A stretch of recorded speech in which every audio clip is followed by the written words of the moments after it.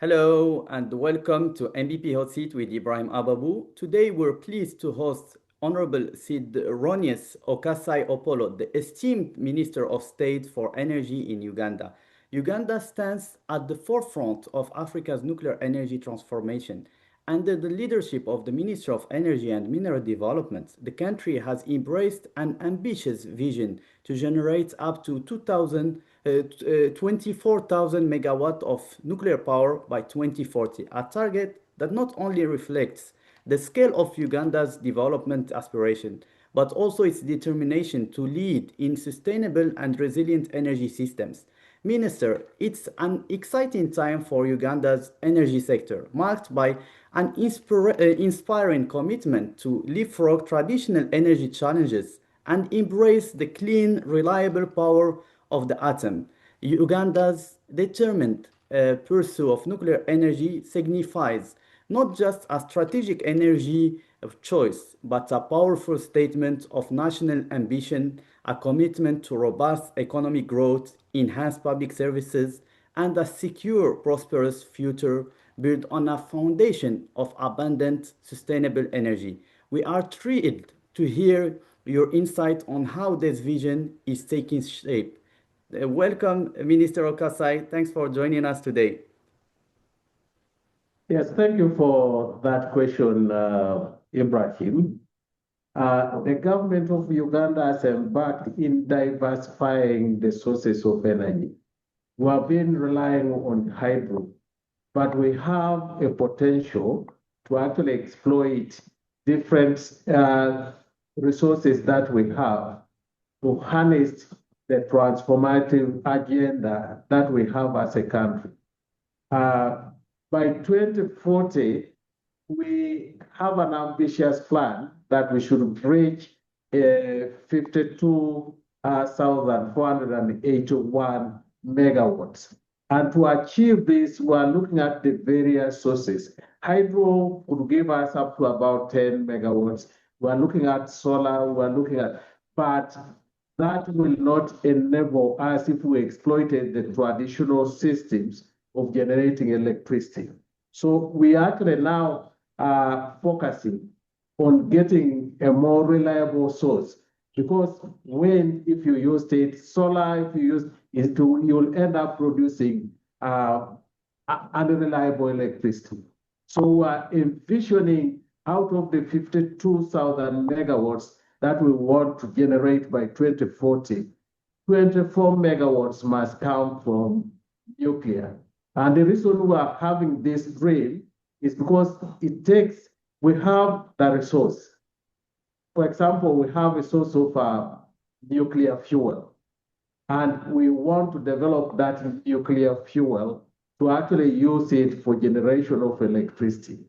Our target is 24,000 megawatts to come from the nuclear resource that we have.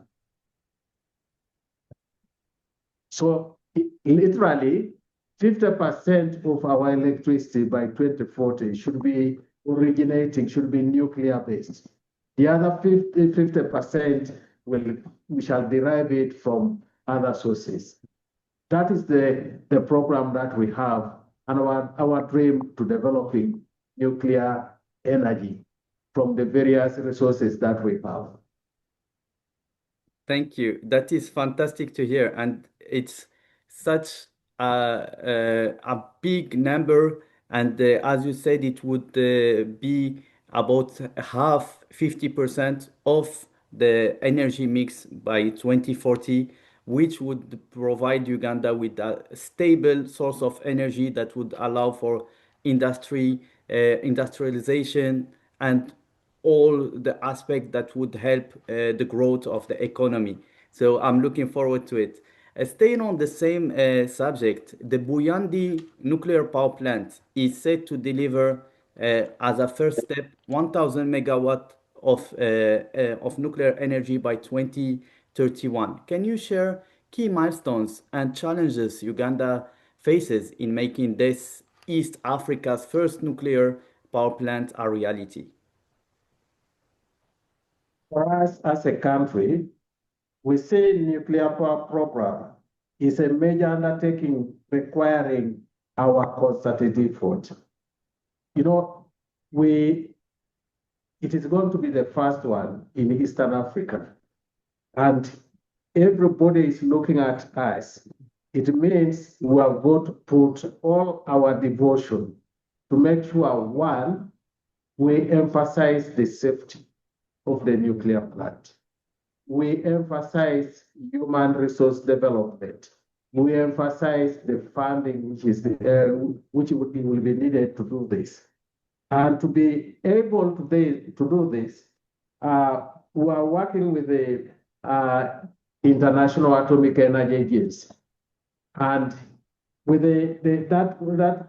we are taking that phased approach to developing this. We are not just dreaming to say we are going to have it overnight. We're actually working with the International Atomic Agency, and we are taking the key milestones.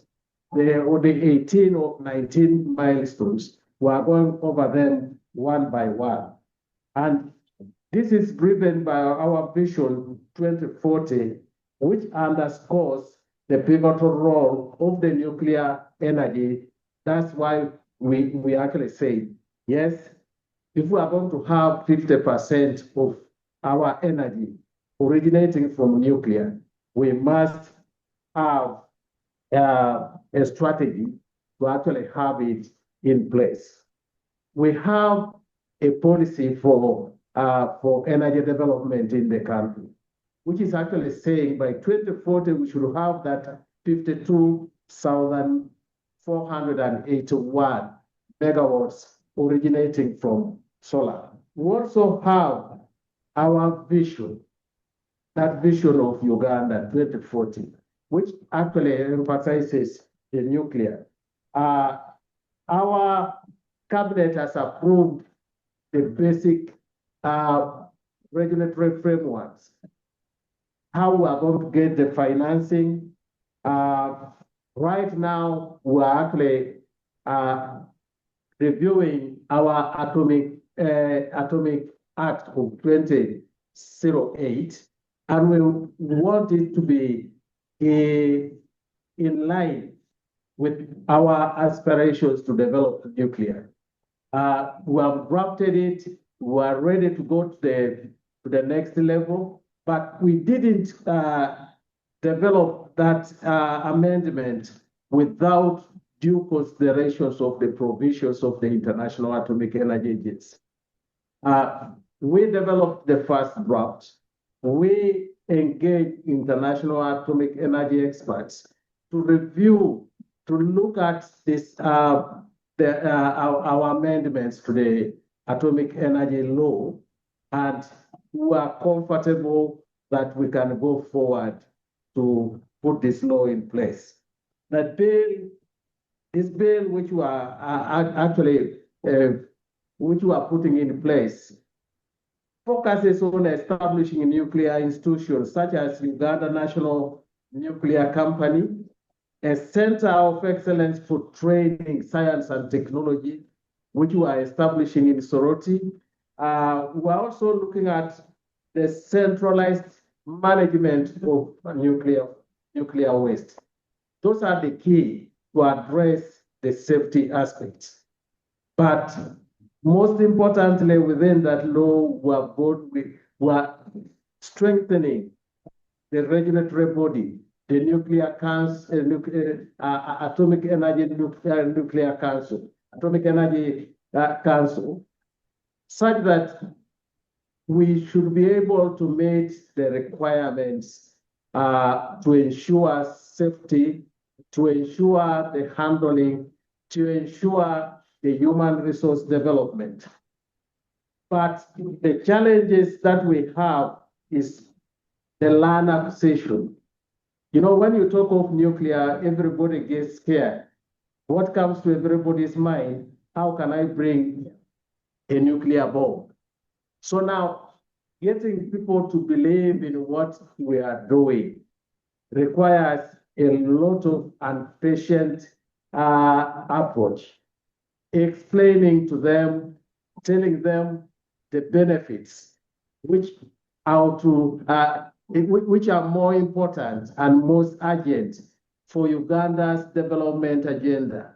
We are going to talk about how nuclear can help them to produce food, how nuclear can help them to treat diseases, how the nuclear can help them to develop the minerals, how nuclear can be useful even in hospitals, treating now diseases which are not transmittable.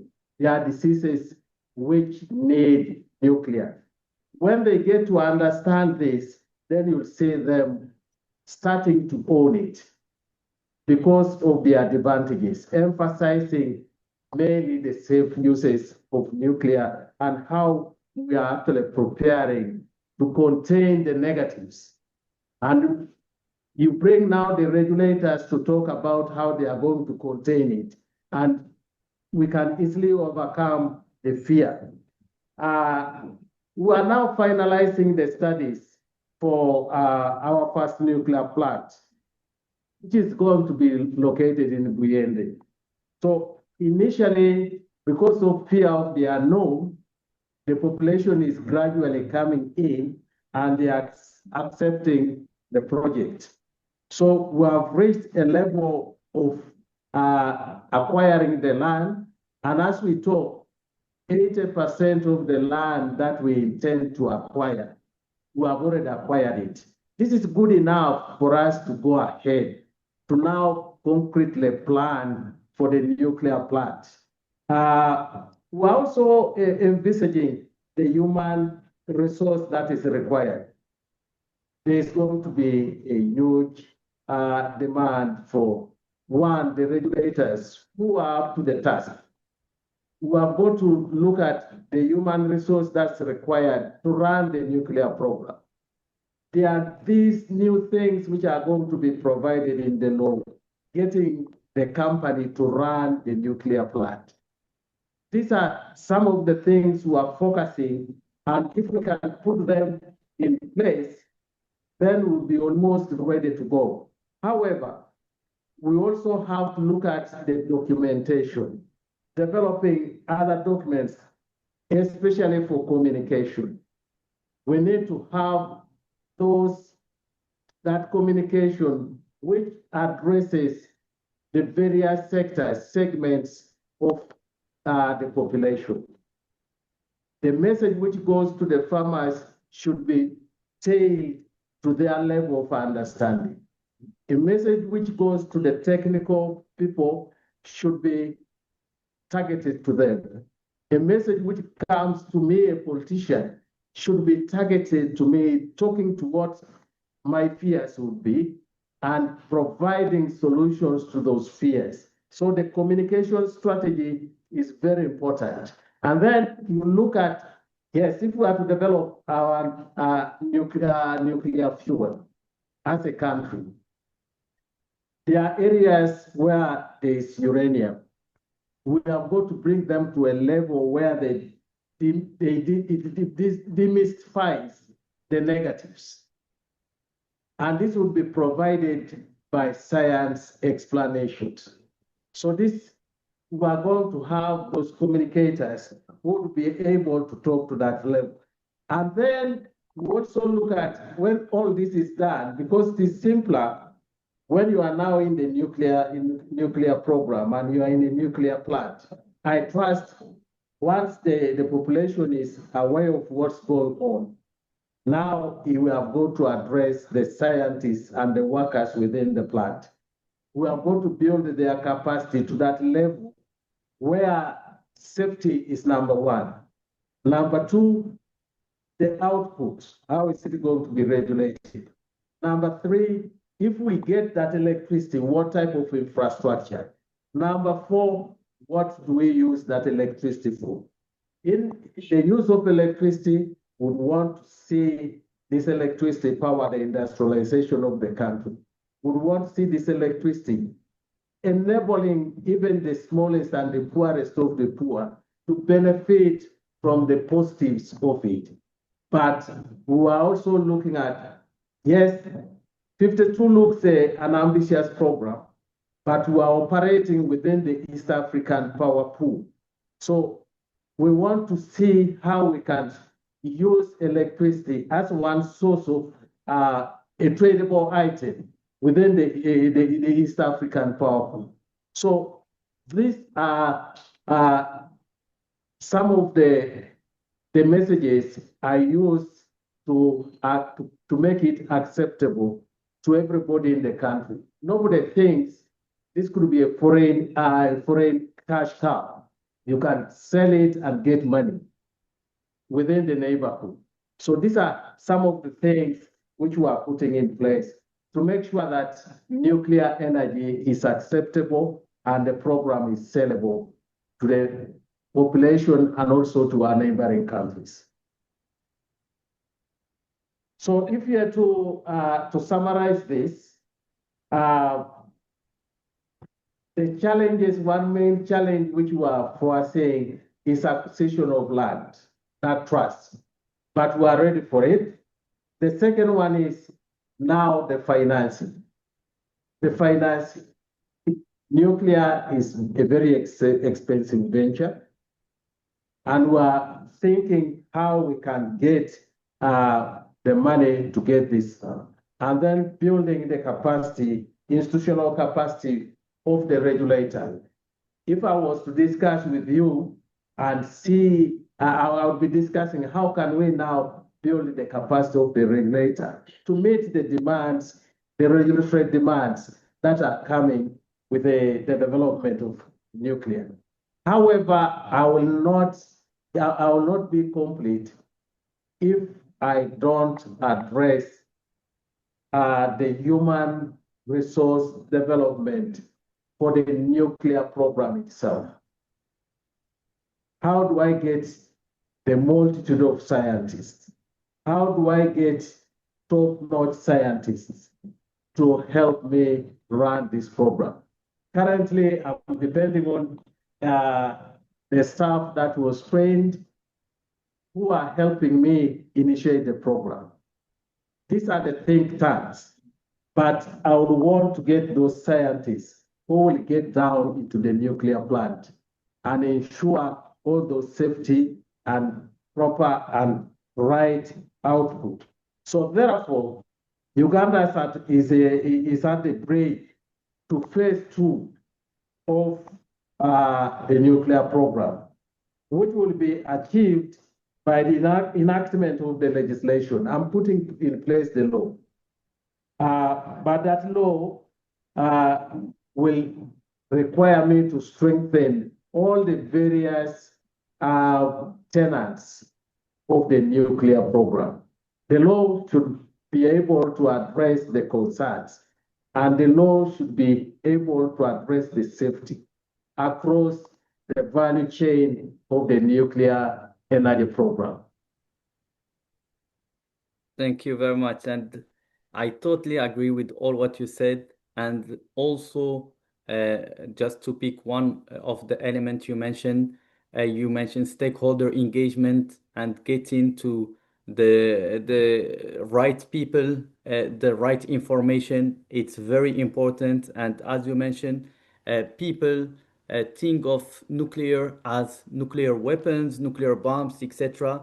But we just need to show them the benefits of what nuclear can bring to the communities, can bring to the region, and can bring to the country. And it's more than enough to persuade the majority of people.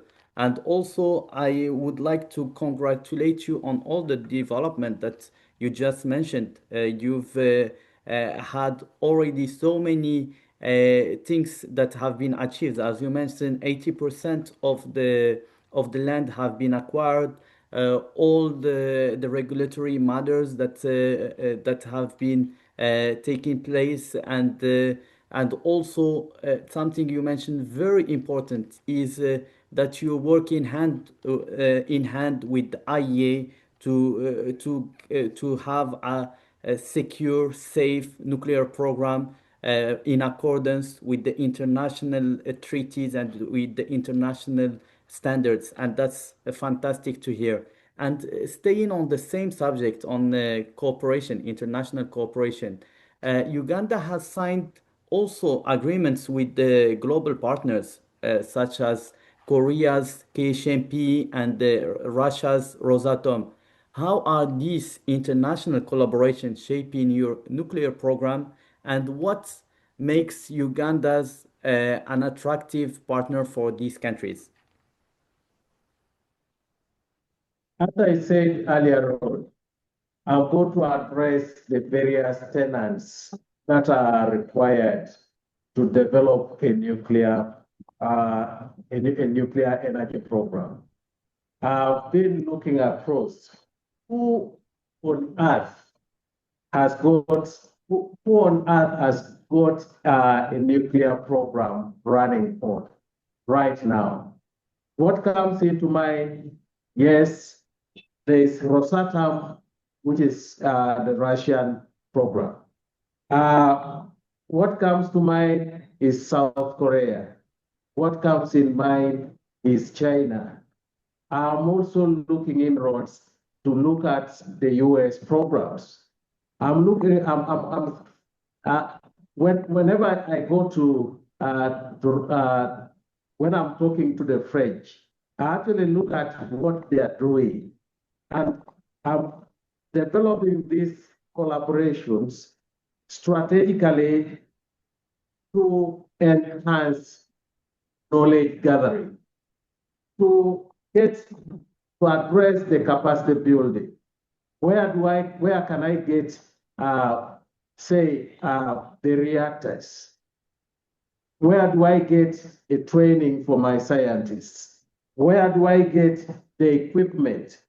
Where do I get the engineering aspects? How do I get the regulations, the regulators?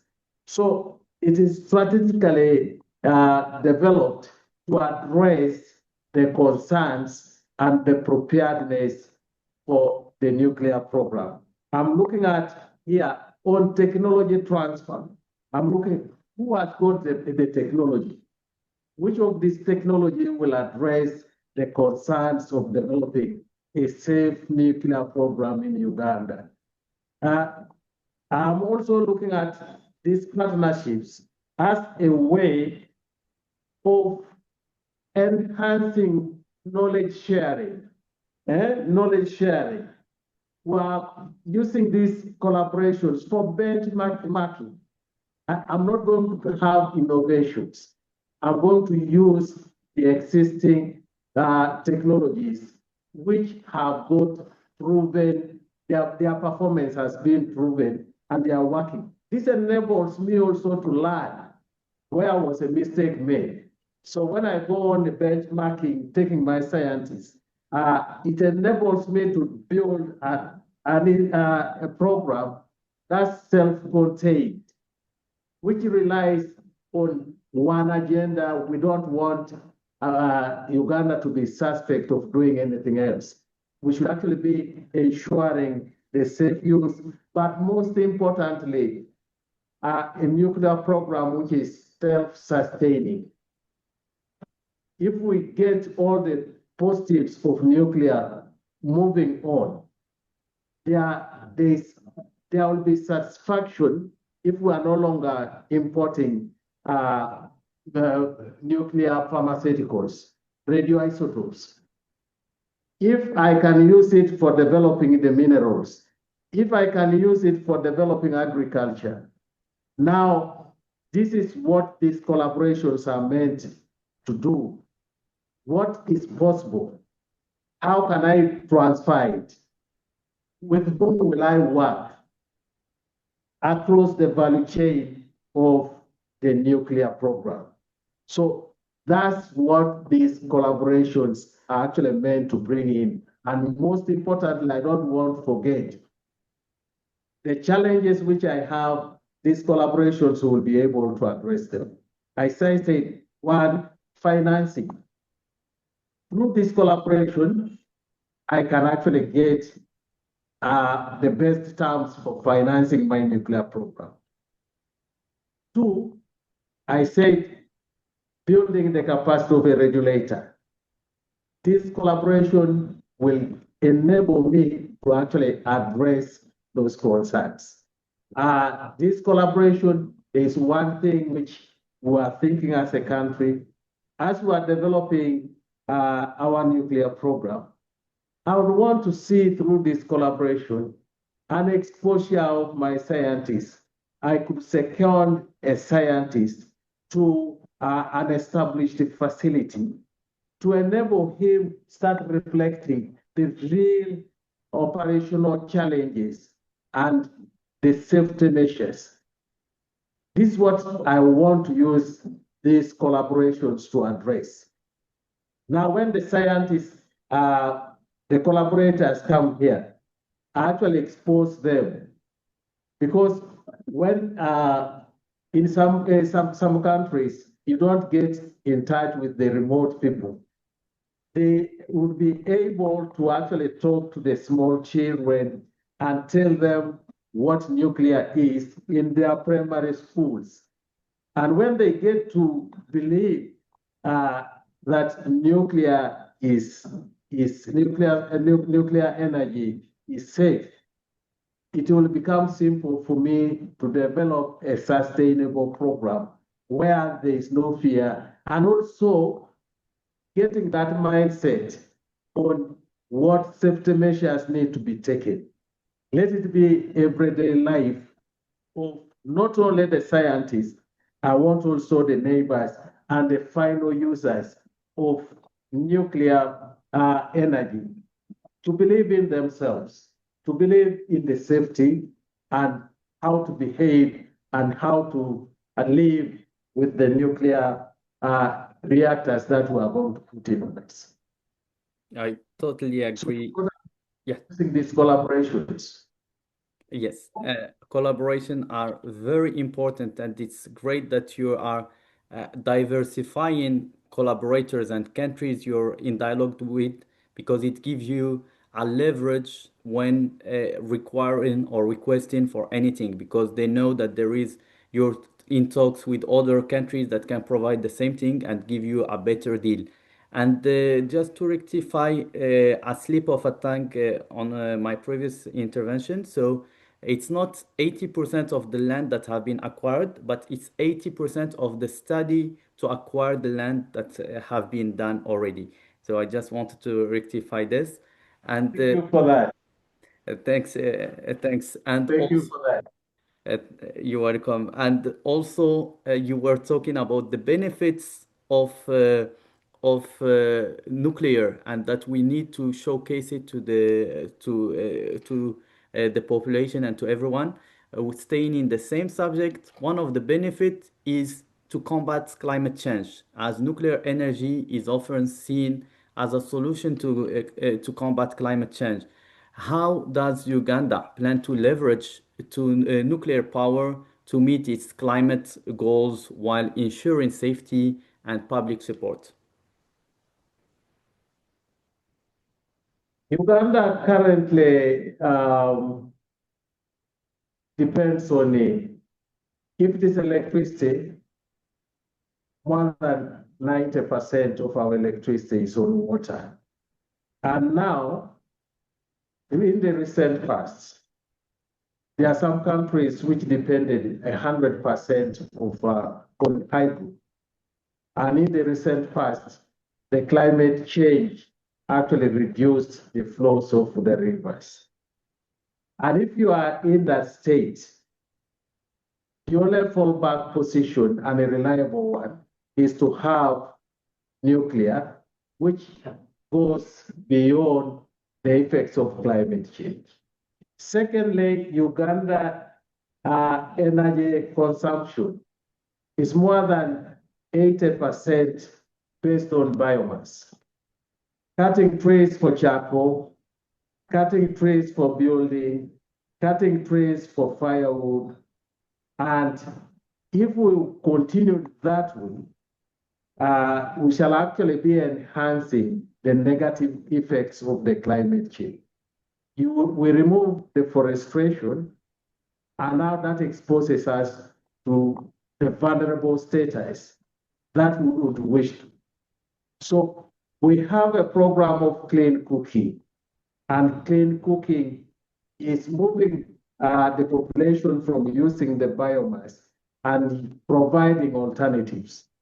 As a country, we have a strategy to get as many people as possible to using electricity for cooking.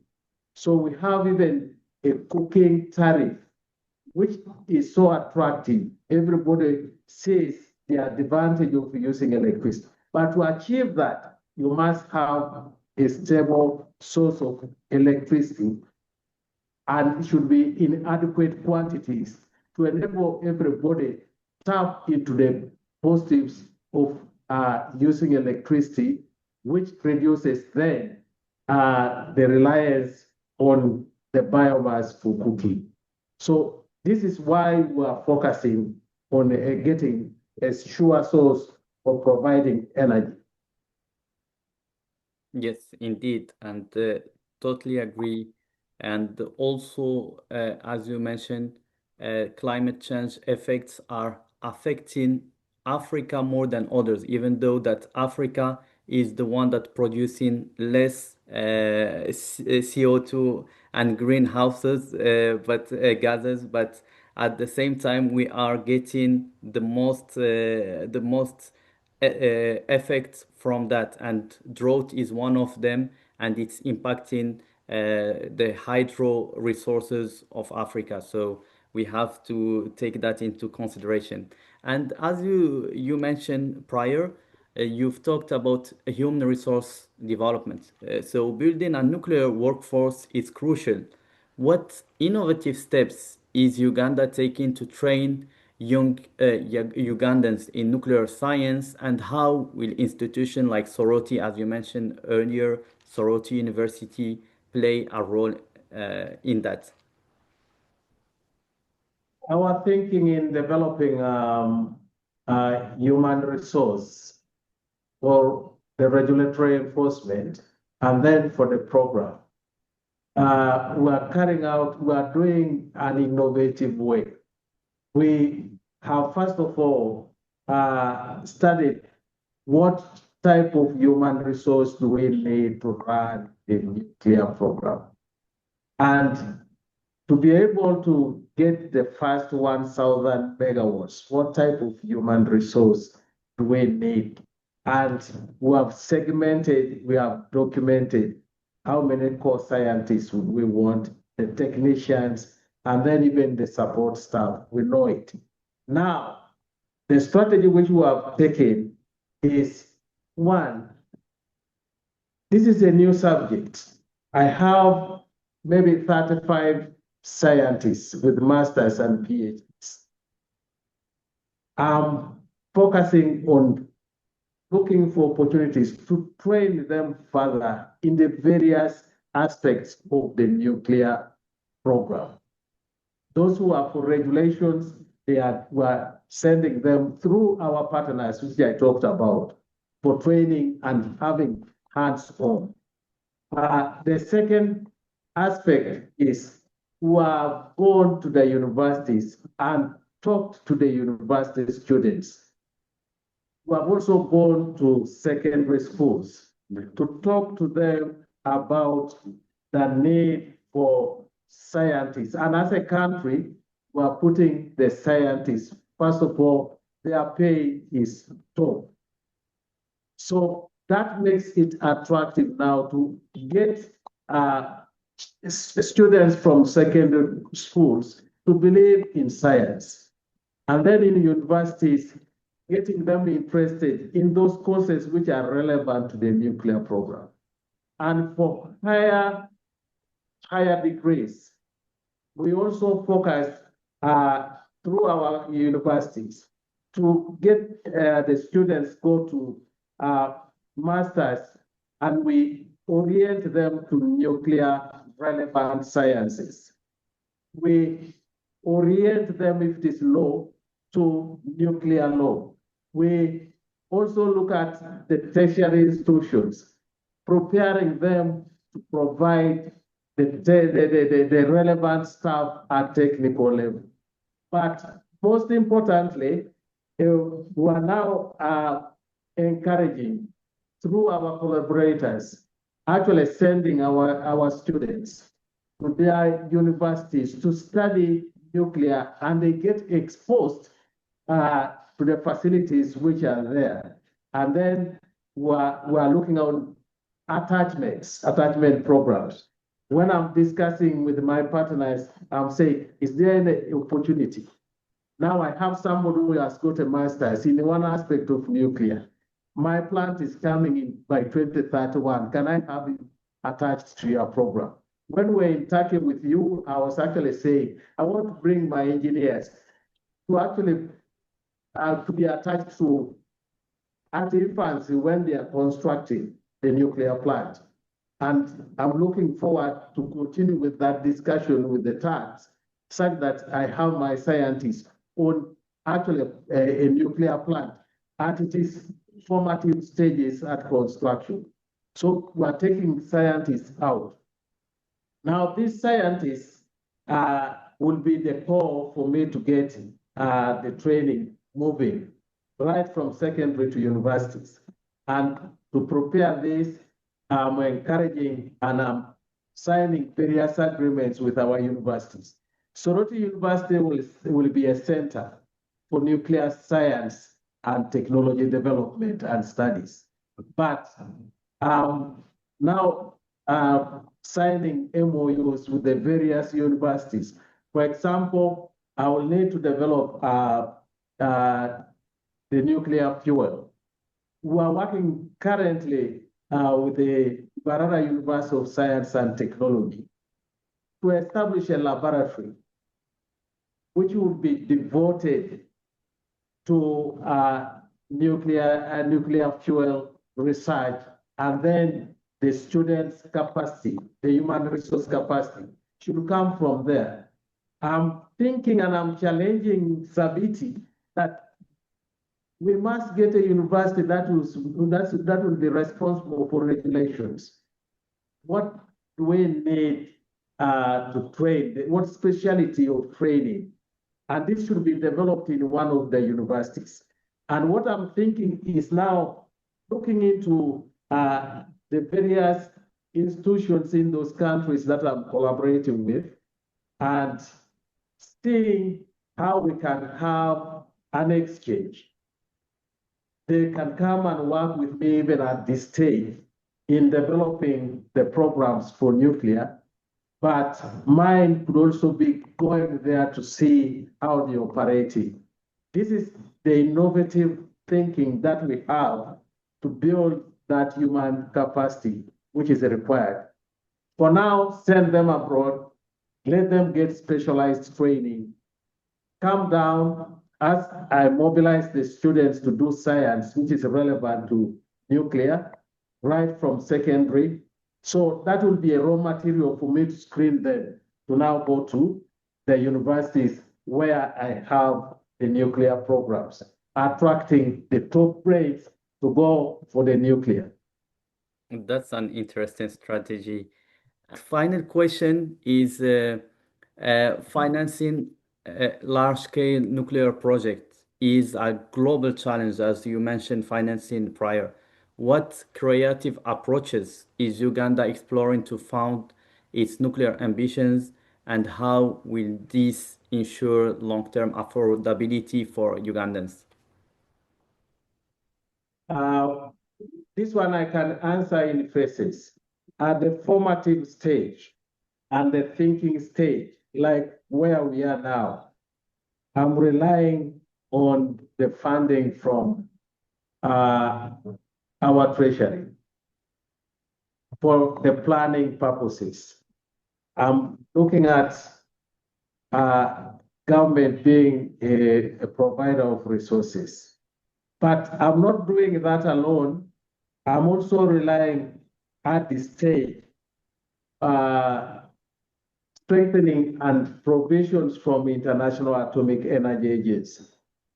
There are projects that are going on which are funded by Atomic Energy Agency. So the government is working closely with the Atomic Energy Agency to actually help develop the capacity which is required now. And when I talk of government, they are also looking at how do we have, first of all, the direct investment for the studies and so on, which I'm doing.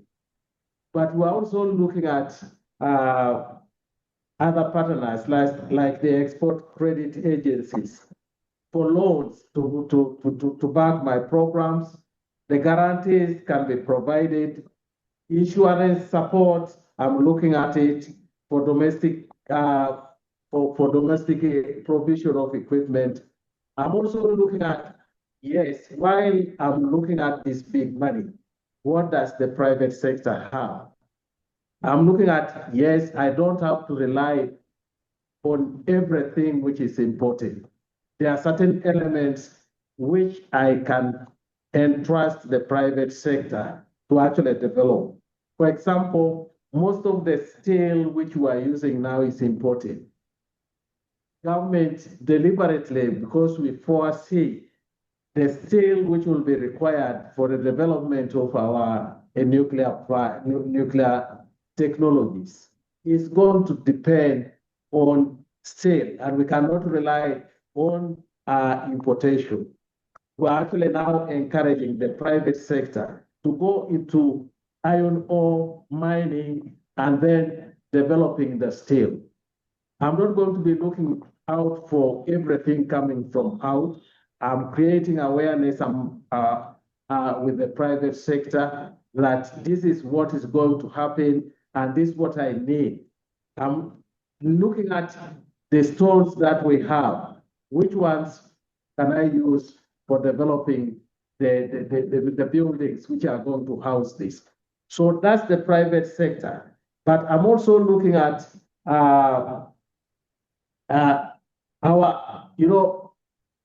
there will come a time when I will say that since I intend to have this long-term nuclear program, can I get the private sector to help me build them, they operate, and then transfer the ownership at an appropriate time? Because I need to move very fast. So those are innovative ways. Private sector, development partners, the providers of funding, and then looking at government. So this is what we are considering. And the type of partnerships which I'm developing enables me now to sell out this.